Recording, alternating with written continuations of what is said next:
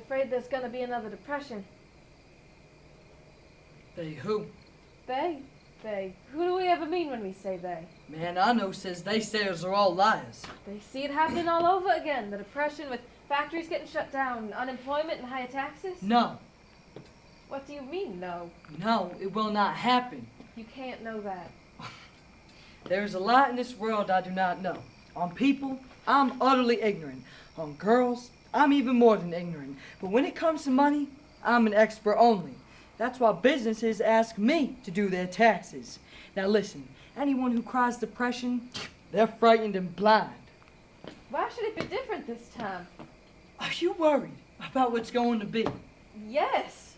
It was no fun. Hobos coming up to the back door, 4 and 5 at a time, asking for money and having to accept handouts. It won't be like that this time. It'll be different. Roosevelt himself will be the one passing out the lollipops. I don't know why you're acting like this. How much money have you saved? What? You're an average person in a less than average job, and you've been working, what, 2.5, 3 years maybe? How much money have you saved?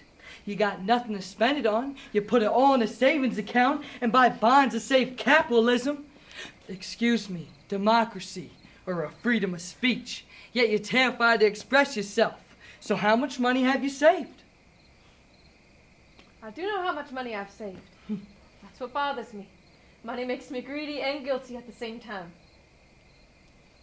So how much? Half my check every week for the past 3 years.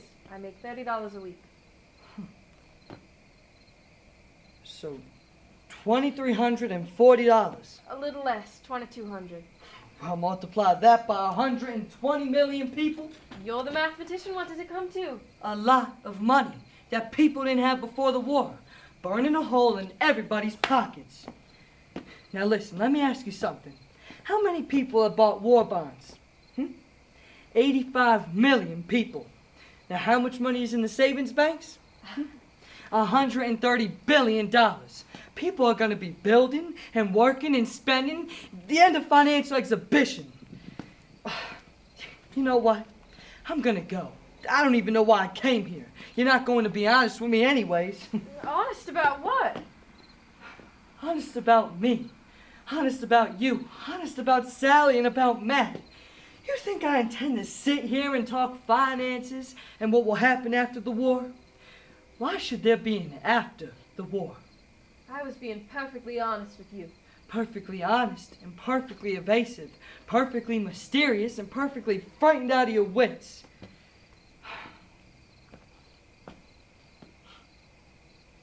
You know something, baby? You dames are all alike. You're yellow.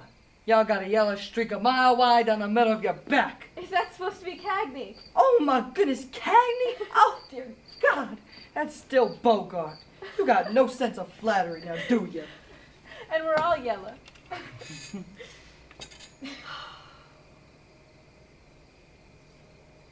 You know that many women you can make a generalization like that. Oh, now what you going to be? Jealous and possessive about something you don't even want? No, I know no women. And what I've spoken to you today, I've spoken to nobody else for the same reason you've spoken nothing to nobody else. Because we're all afraid that if once we open up, we'll be cracked. You know, I really feel like people think we're eggs sometimes. Like, who's that man with all the king's horses and all the king's... Humpty Dumpty. Yes, it's like we all got this Humpty Dumpty complex going on or something. Now listen, I took a big chance coming all the way down here just to tell you that I'm in love for the first time in my life with a girl who sees the world exactly as I see it. And I say, Sally, I'm sorry. I will not give you children, but if there's still a life for the two of us, will you have me or not? And you scream and yell and shout bloody murder and kick and breathe in and out really fast. What's that called when you breathe it in and out really fast? Hyperventilate. Yes, you hyperventilate and say, Matthew, talk finances. Oh boy, oh boy. You can come with me to the road. I'll get you some gas and I can go into the yard by myself. The car isn't out of gas. What is it out of? hope. The car is out of hope. The car is in fine running condition. I turn the key, it goes. I turn it off, it stops. I turned it off. I never said the car needed gas. I said it needed gas to run. You assumed it was out of gas. Now listen, I wasn't talking to Buddy about no isms up at the house. I was talking to him about you and about me up at the boathouse last summer. Oh my God! Oh! Hey, come on now, you'll drown out Fibber McGee. You did it! Listen, shh, they'll arrest us both if they hear you swear right across the river at the park. Now listen, we could go see a band play tonight at Whistler's band shell. And we could watch the fireworks. There won't be any fireworks, Matt. Really, you have no idea how prejudiced Buddy and Olive really are. Oh, are you kidding me? Your father won't let you sleep under the same roof after he hears what Buddy has to tell them. Now listen, your Aunt Lottie has been saying it's very likely you'll get kicked out of the house, and maybe they'll shave your head. Aunt Lottie put you up to this. No, Aunt Lottie didn't put me up to this. She said that you were anxious to get out of the house, but didn't have much courage. She is a very bold strategist. You told her about last summer. No, I didn't tell about last summer. No, you told your cousin Rachel told your cousin Rose, and your cousin Rose told your Aunt Charlotte. I'll brain them, everyone. Have you been listening to anything I've been saying? What?